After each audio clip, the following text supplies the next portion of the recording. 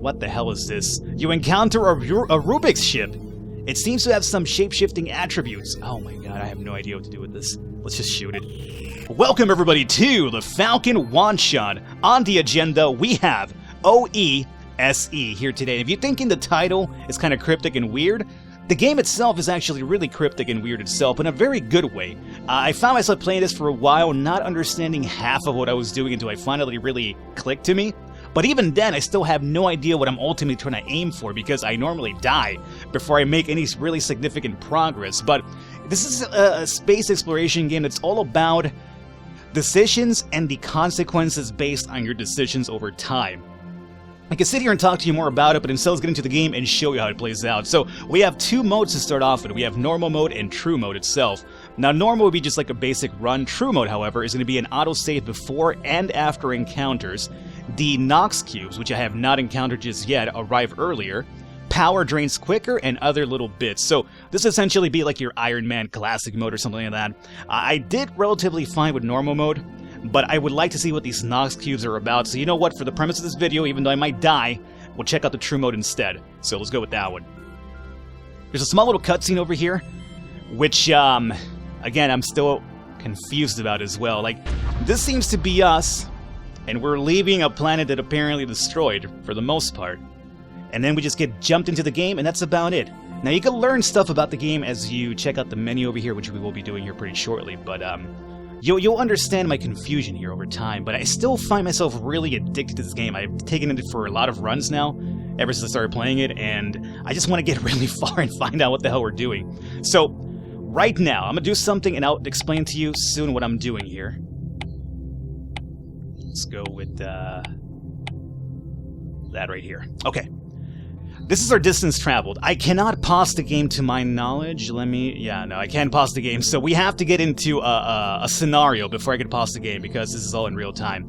I can hit spacebar to give you some details. So read this out over here and we'll actually have an event coming up now, so we're good. We're fine? Stop right there. Good. Let's go into the spacebar menu now so we can explain this a bit more calmly now. Over here, what I did was we had 50 crew members to start off with. I moved some of those people around to military, diplomacy, and ship. Military will be your strength in combat. Diplomacy will be passive stuff in context, making trade, stuff like that. And ship will be for your shields alone. Over here, you have all the different, I guess, big major races of the galaxy you'll be running with, or running into, I should say. We have the Zen, which they believe the glorious Zenarian race is superior to all others, and that all other races should be slaves. They're going to be very aggressive. And they also have the Solarians, a friendly race of people that thrive on sunlight. They do not believe in violence, but are under the protection of the Zenarian as slaves. So the Zenarians have the Solarian as slaves over here. If we come over to this one, it's going to be the UUF, which is going to be kind of like the good guys, the police of the galaxy, I guess. They're in constant war with the Zenarians, as you could probably imagine. And the EAA-99 used to be slaves to, I think, the Essians, if I'm right. Over here we have the Tech, which is going to be like a race of giants, if I'm correct over here. The largest creatures. They're normally pretty passive and they'll hook you up, but if you're dicks to them, they'll remember. And then over here we have the Essian, which is kind of like a race of slave drivers. They're very money oriented, so you can kind of think of them almost as like traders as well, like actual traders of goods. And then the Commodian are also they can be very slippery. I'm not sure if they're in cahoots or they're slaves as well of these people here, but these are essentially not the galaxies, but the races involved in the game and their connections to each other. And everything you do will indeed have an impact on everything else that you do down the line, if that makes any sense. The distance traveled is how far you want to get. Power is going to always constantly be going down. If this hits 0, it is game over for you. If you lose all your shields, it's also game over for you as well. So let's go into this guy, which is going to be the cargo ship. No affiliation to any race up here, it doesn't seem. So let's see if they are down to some communication, I guess. You attempt to explore the cargo ship, nothing is found on board, so it was empty. That's unfortunate. So our power is dropping. It's going to be dropping really, really fast because we're playing on true mode as well, so that worries me a lot. We have some space debris coming up over here. I'm going to go and say we fire at the space debris. Okay. In the past, if I try to avoid it, I normally miss and get some damage to myself, so offensive seems to be the right one. Mind you, it's going to always be random, so, whether you make the right call or not, it'll be based on your stats and just RNG as well. You encounter a power sap. It feeds on power to repair ships. So this would probably repair my shields, but it would take power away, which is something I don't want happening. So instead, what if we attack it? You destroy the power sap and inherit its power. Yeah! We got 22% more power. Excellent. We still have any crew members. This over here is something like a companion. It'll just wander and talk in the background, kind of like Navi in a sense, and it just doesn't really offer too much to me, I don't think. You discover an armed EAA-99 scout ship. Now, you are part of what? You are the... It's not you. Okay, you are in cahoots with the UUF, so you guys are good. Let's see. They rebelled against the enslavement and left the planet humble and peaceful, and they have high power. So if we attack them, they would wreck our shields, but we could get some power if we needed it off of them. But again, we'd be making enemies with the UUF, so maybe we don't want to do that. Let's see if we could do some contact, and maybe they could offer me some crew members. They did. They offered me 5. As a trade offering, the EAA-99 offer 5 crew members in return for information. Great, so we have extra 5. We will toss those into diplomacy, because I do want to unlock Android as soon as possible. Oh my goodness, God, what is this? You discover a black hole. They are very dangerous. Should we just avoid it? I think that's the best one. You just barely avoid being sucked into the black hole. Your shields are damaged by 15%, or 15, I should say. That's unfortunate. Alrighty. So we're diplomacy level 4. This right here, honestly, I could tell you, would be an amazing portable game. Like, I don't think it's available for a handheld, like a phone or a tablet or something like that. But I think this would be really, really fun as a portable game as well. You discover a Commodian scout ship. Now, the Commodians are... Who are you guys supposed to be? You are either in cahoots with the Esseans or slaves, one or the other. They're aggressive and they have a high crew supply. I'm going to see if we can get some crew members off of them, so we'll do a contact. The Commodians are always happy to trade. You gain 6 crew members. Perfect. We'll toss those into military, because we're going to have to start focusing on some power in order to get some power in return when we start getting into some fights over here. A small 10-hull ship is approaching. It is not of any known faction. I have never encountered this before. By the way, the game apparently says it's like over 1,000 different encounters in this game, so that's a lot to go through, believe me. Maybe a contact? Hey! 10 crew members. Great. We will toss those into military, because power is becoming a problem here. We're almost about to unlock the android, though, so that's fine. Shut up, Nabby! You encounter an Essean tow boot. It costs 50 crew members to pass. What are you, out of your fucking mind? No. Now, the Esseans are... Oh, the tradespeople. I'd prefer not to piss them off, because we could get a lot of crew members down the line, but you know what? I'm gonna have to say we... attack. Oh. They returned fire, and you died. Okay. Let me tell you. True mode does not fuck around. I didn't have that much of a hard time in normal mode, I'll tell you that much. Let's do one more, though. I would really like to get some progress down here. Let me just dump this into diplomacy. A little bit of military, some shields, more diplomacy, and that's about good here for now. Alright, guys, so let's see. I skipped ahead over to the next, or the first, encounter anyway.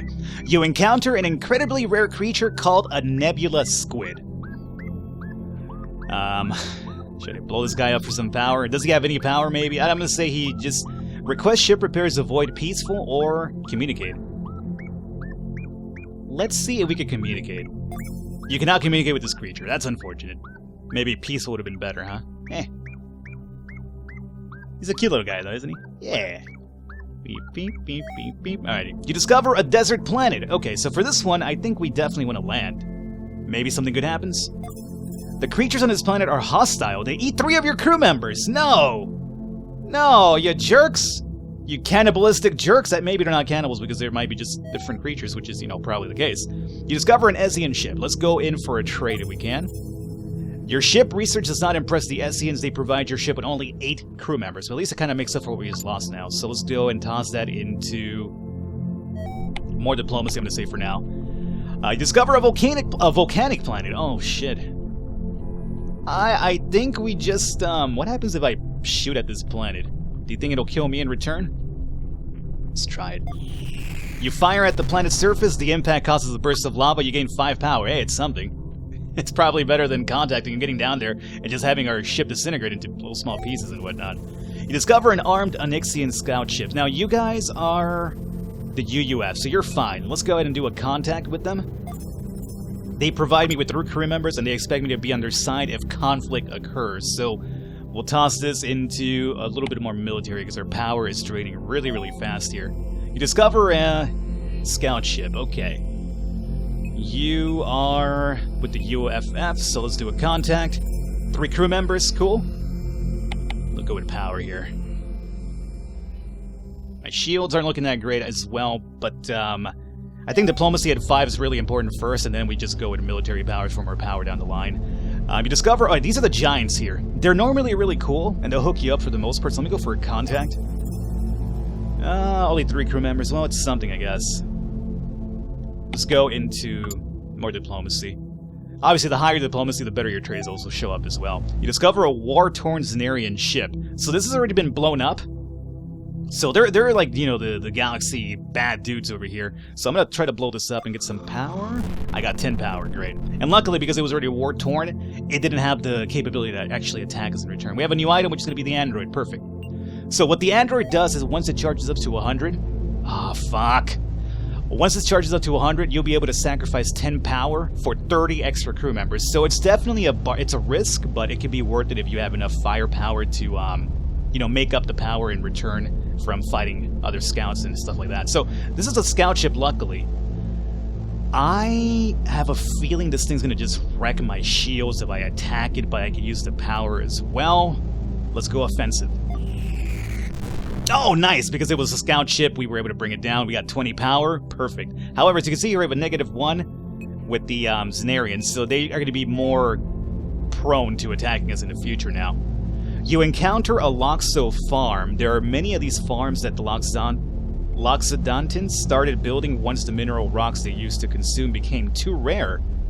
So this is going to be all giant-based, right? Yeah. It's a farm. Man, I feel like blowing that up, maybe that would give me some more power.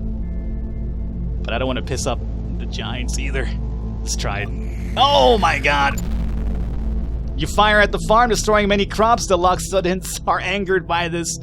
That's a -3. These guys are gonna wreck our shit. I should have just done a contact.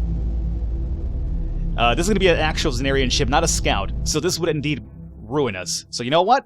I'm gonna go ahead and just, avoid if I can. Oh, they still shot me. We took 10 damage to the shield. It could have been worse, I do suppose, but there is that. Let me go ahead now and drop some diplomacy in favor of some military. By the way, we could also sacrifice 10 power now for 30 crew members. It's going to drop us down to 48. I'm worried about that, but I think the 30 extra crew members could help us level up faster. So you know what? Let's do that. 30 extra crew members we will toss into a bit more shields. We need military, man. Especially if we want to get power back, so I don't think maybe sacrificing 10 power for 30 crew member into military would not be a bad strategy as well. Over here we have an Onyxian ship. They are passive for the most part, so we'll contact. They're not impressed by us. They gave me 3 crew members still. Okay, so let's do a bit more military. I'm worried about when those giants show up to collect under depth. What the hell is this? You encounter a Rubik's ship. It seems to have some shape-shifting attributes. Oh my god, I have no idea what to do with this. Let's just shoot it. You attack the ship, they're returning fire that jumble up your ship's appearance. They have done a random amount of damage. So they jacked up my shields, but hey, look, they actually changed their ship a bit. Haha, that's pretty cool. Uh-oh. Oh man, we need some power, but the shields are so low. I'm gonna try it. They damaged our shields by 15, but we got 30 power off of them, so I think it's worth it. Let's go and get another android happening here. I should have done that the moment we used it up. A bounty hunter has found you. You may be able to bribe them, but it'll cost you a lot of crew members. Oh, fudge. I don't think we are capable of this one. Offense? They killed us. They ruined our shields. Fudge!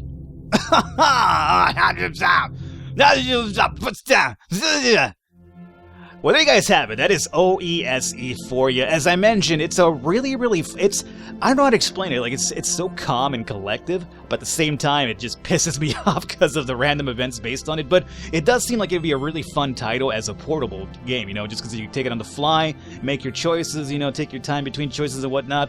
But it's a really, fun game. I'm really so interested in seeing more of it, and I'll probably keep playing a bit more off camera myself over here because I did enjoy it. But all the information for OESE will be in the description below if you can check it out if you want to. It comes out, I want to say the 9th or the 14th. I have a lot of Falcon one-shots I've been doing recently, so the date itself I'm really lost on. I'll probably have an annotation with the proper date though, just in case. But again, if you follow the link in the description, it'll give you the proper date anyway. So even if I'm wrong, the link or the annotation will not be wrong. But yeah, really fun title. Let me know if you get it yourself, if you do any better, how far you get. I'm really interested in it. I'm going to keep playing this off camera, honestly, and see how I do. I will catch you next time.